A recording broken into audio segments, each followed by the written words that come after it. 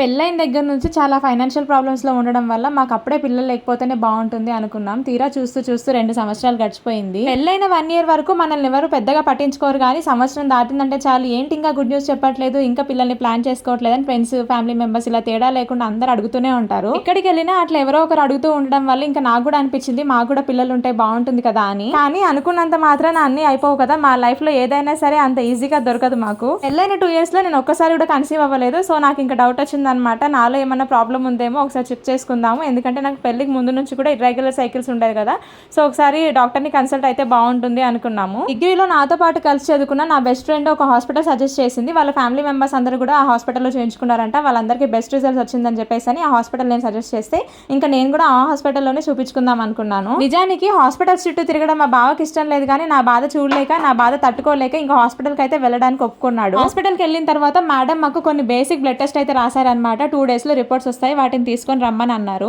అప్పటిదాకా మామూలుగానే ఉన్నాం, కానీ ఎప్పుడైతే ఇంకా స్కానింగ్ రిపోర్ట్ వచ్చిందో అప్పటి నుంచి నాకు టెన్షన్ మామూలుగా లేదు. అసలు డాక్టర్ ఏం చెప్తుందని చెప్పేసి అని టెన్షన్ పడుతూనే ఉన్నాను. Continuation next video. ఈ లోపు ఛానల్ ని ఫస్ట్ టైం ఎవరైనా చూస్తున్నట్లయితే వెంటనే ఛానల్ ని సబ్స్క్రైబ్ చేసుకోండి. వీడియో నచ్చితే మాత్రం ప్లీజ్ సబ్స్క్రైబ్.